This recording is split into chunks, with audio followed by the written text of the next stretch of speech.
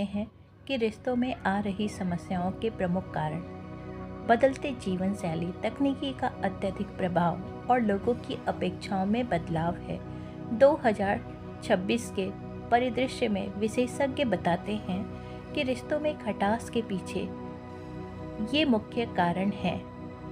हम देख रहे हैं ना, कोई भी रिश्ता अपनी कसौटी को सही तरीके से पूरा नहीं कर पा रहा है।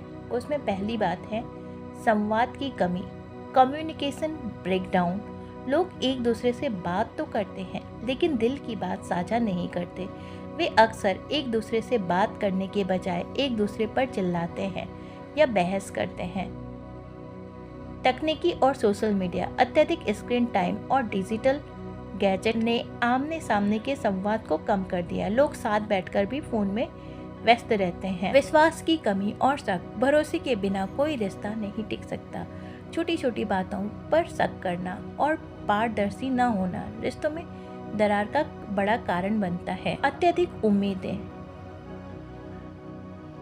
आज के युवा अपने पार्टनर से भावनात्मक सहयोग और व्यक्तिगत स्वतंत्रता भी ज्यादा उम्मीद करते हैं।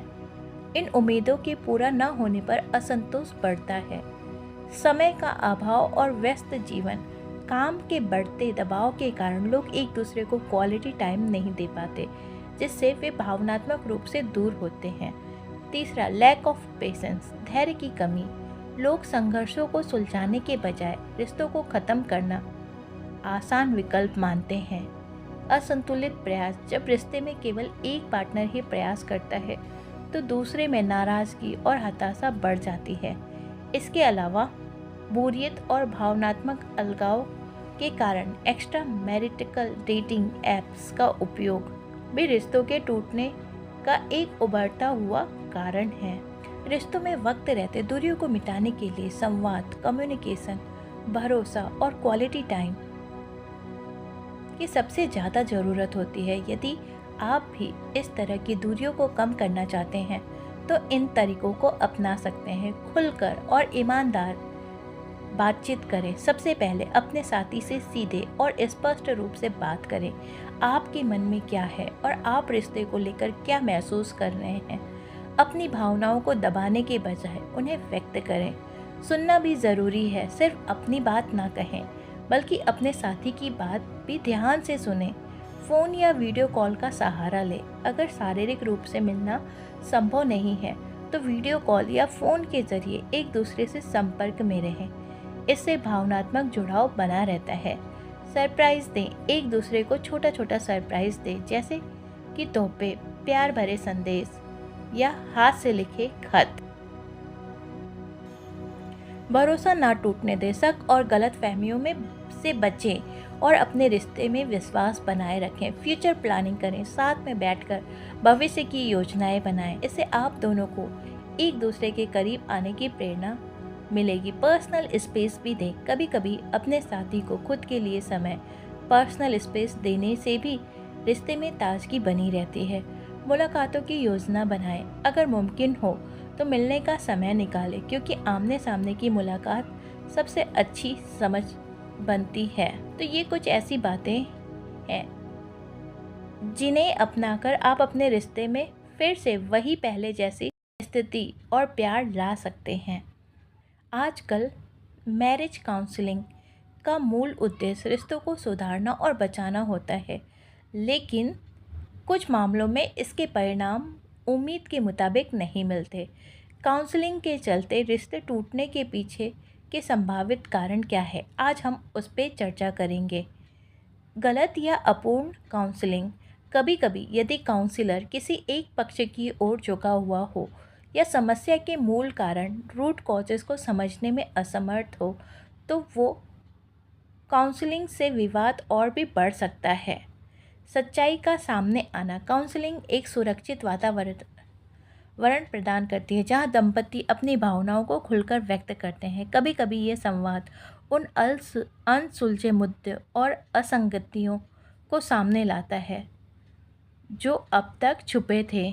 ऐसे में कपल ये फैसला ले सकते हैं कि साथ रहने से बेहतर अलग होना है। देर से परामर्श लेना। रिसर्च के अनुसार कपल अपनी समस्याओं के शुरू होने के औसतन 6 साल बाद मदद मांगते हैं। जब तक वे काउंसलर के पास पहुंचते हैं, रिश्ता इतना टूट चुका होता है कि उसे ठीक करना मुश्किल होता है। दोनों पक्षों की प्रतिबद्धता का अभाव। अगर दोनों में से कोई एक साथी भी काउंसलिंग में पूरी तरह रुचि नहीं ले रहा है, तो रिश्ते के सुधरने के प्रयास असफल हैं। निजी हितों का टकराव। कभी कभी एक या दोनों पार्टनर खुद को सही साबित करने के लिए काउंसलर का उपयोग करते हैं, ना कि समस्या सुलझाने के लिए। वास्तविकता तो ये है कि अनुसंधान बताते हैं कि 98% लोग थेरेपी को एक अच्छा या उत्कृष्ट अनुभव मानते हैं। काउंसलिंग अपने आप में तलाक का कारण नहीं बनती, बल्कि ये अक्सर एक अंतिम प्रयास के रूप में होती है, जो सिर्फ ये दिखाती है कि रिश्ता पहले से ही टूटने के कगार पे था। यदि आप वैवाहिक समस्याओं का सामना कर रहे हैं, तो किसी योग्य, निष्पक्ष, क्वालिफाइड प्रोफेशनल काउंसलर से सलाह लेना उचित हो, जिसका रिजल्ट अच्छा हो। किसी भी काउंसलर और लाइफ कोच से डिस्कस करके कुछ फ़ायदा नहीं है। साथियों, मीडिया के चलते गलत इन्फॉर्मेशन के कारण बहुत से लोगों की ज़िंदगियां बर्बाद हो रही है। कई घर टूटने के कगार पे आ जा रहे हैं। कई बच्चे अपने माता पिता का कहना नहीं सुन रहे हैं, और परिवार में भिन्नता तो इस कदर हो गई है कि एक इंसान दूसरे इंसान से बहुत सारी अपेक्षाएं लगा लेता है, और उन अपेक्षाओं के टूटते ही उनका रिश्ता भी टूटने के कगार पे आ जाता है। इस तरह से हम कह सकते हैं कि कोई रिश्ता इस सोशल मीडिया के प्रभाव से बच नहीं पाया।